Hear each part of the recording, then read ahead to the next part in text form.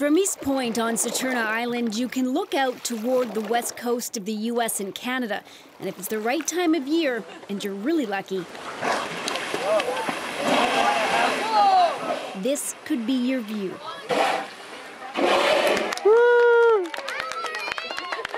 This is one of the best places in Canada, really, to be able to watch the whales from the shore. And this is why they call this the whale trail. Saturna Island is a serene spot, but don't let that deceive you. What is happening underwater is so very different than what we say. Right here, it's so peaceful and quiet. Well, if a ship is going by underwater, it's not peaceful and quiet. Because the noise emanating from passing ships and boats sound much different to those who call these waters home. This is critical habitat for the endangered southern resident killer whales. They're threatened in part because of a lack of Chinook salmon, their primary food. And also because the sound of marine traffic impacts their ability to hunt for it. To better understand just what kind of effect shipping noise is having on them, there's a lot of research underway to listen in underwater. Let me tell you, this was not an easy place. No, that was challenging to get that. Larry Peck and Robert Bruce are part of the Saturna Island Marine Research and Education Society. That's nice deep water right here. A citizen-led group that's installed 2 hydrophones off the coast of the island. When they heard their first recordings a few years back, they say it was exciting, but shocking. And you could see that these residents especially were trying to forage amongst this din of noise. It was eye-opening. To be a whale, it isn't an easy life, I would say, these days. So this is a recording we made at Lime Kiln of killer whales with the ship going by in the background. So Jason Wood has been monitoring and analyzing the orcas and the ship noise off the coast of Washington State.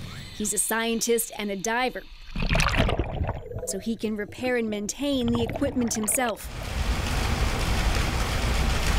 He says the noise can impact the whales' behavior and the way they communicate. Echolocation clicks are used for navigation, they're used for finding prey. If you hide it, in essence, acoustically, it makes it harder for animals to find their way or to find food to eat. His research found that the whales lose 4 to 5 hours of foraging time each day due to noise from ships and whale watching boats. Over the summer, new rules came out requiring whale watchers to stay 200 meters back from the southern residents. And commercial vessels are being urged to slow down. So this is a bulk carrier. This would be carrying something like grain. Orla Robinson is the manager of the ECHO program for the Port of Vancouver.